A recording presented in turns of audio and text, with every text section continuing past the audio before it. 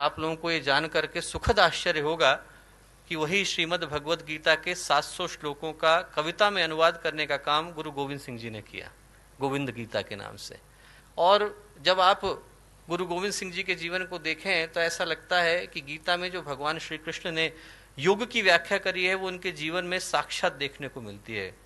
दूसरे अध्याय में जब भगवान श्री कृष्ण कहते हैं बुद्ध युक्त तो जहाती है उभय सुकृत दुष्कृते तस्माद योगा युज्वस्व योग कर्मसु कौशलम। योग कर्म का शिखर पर जाकर के उपस्थित हो जाना है।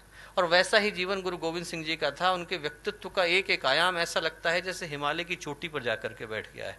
उनके विषय में बोलें तो ऐसा लगता है जैसे भगवान कृष्ण या गुरुदेव के विषय में बोल रहे हैं। 3000 के करीब पुस्तकें गुरुदेव ने लिखी, 24 गायत्री के महापुरुष चरण करे, इतना बड़ा संगठन खड़ा किया, साधक थे, संत थे, तपस्वी थे। व्यक्तित्व का हर आयाम शिखर पर था। और वैसा ही गुरु गोविंद सिंह जी के विषय में बोलते हुए लगता है। और दो अद्भुत सोचें गुरु गोविंद सिंह जी इस देश को, इस राष्ट्र को देकर के गए। पहली, राष्ट्र के प्रति अगाध निष्ठा, अटूट भक्ति। आज यदि इस देश की पश्चिमी सीमाएं इतने सारे आक्रमणों को झेलने के बाद भी बिना किसी खरोंच के खड़ी हैं दोस्तों, तो उसके लिए यहाँ की भूमि, यहाँ की मिट्टी, यहाँ की धरती, यहाँ का आकाश, यहाँ का पानी, यहाँ की वायु एक एक सिख का कर्जदार है। एक एक सिख का, खालसा का कर्जदार है, गुरु गोविंद सिंह जी का कर्जदार है।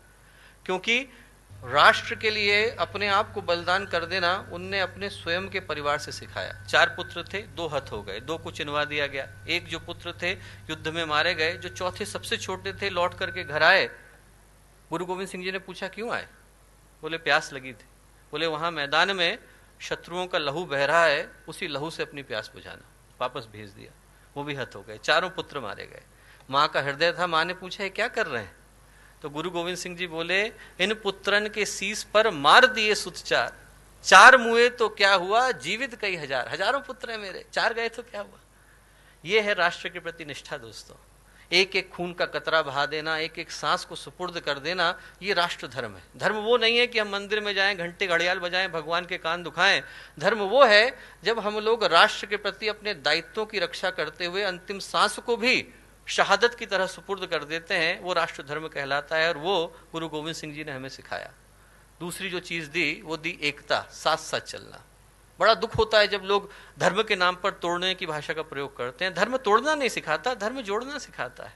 धर्म गिरना नहीं सिखाता, धर्म उठना सिखाता है। धर्म बटना नहीं सिखाता, धर्म मिटना सिखाता है। और ये गुरु गोविंद सिंह जी